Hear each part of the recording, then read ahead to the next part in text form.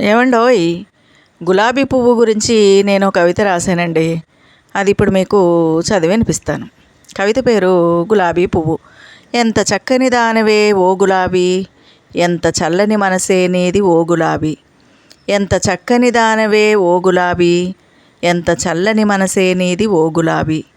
ముళ్ళ మాటున విరిసి ముద్దుగా పూసి నవ్వేవు, చిరుగాలి తాకిడికి ఎటు కదిలినా, ఏ ముళ్ళు నీ గుండె గాయమ్ము చేసినా, బాధపడక నువ్వు చిరునవ్వులే నవ్వేవు, ప్రేమ పంచుతూ పరిమళాలే విరజిమ్మేవు. బాధపడక నువ్వు చిరునవ్వులే నవ్వేవు, ప్రేమ పంచుతూ పరిమళాలే విరజిమ్మేవు. సంతోషమే సంబరమైన, విషాదమే అంబరమంతైన, తొణుకు బెణుకు లేక నిండుగా నువ్వు నవ్వేవు, ప్రేమ పరిమళాలే విరజిమ్మేవు. తొణుకు బెణుకు లేక నిండుగా నువ్వు నవ్వేవు, ప్రేమ పరిమళాలే విరజిమ్మేవు.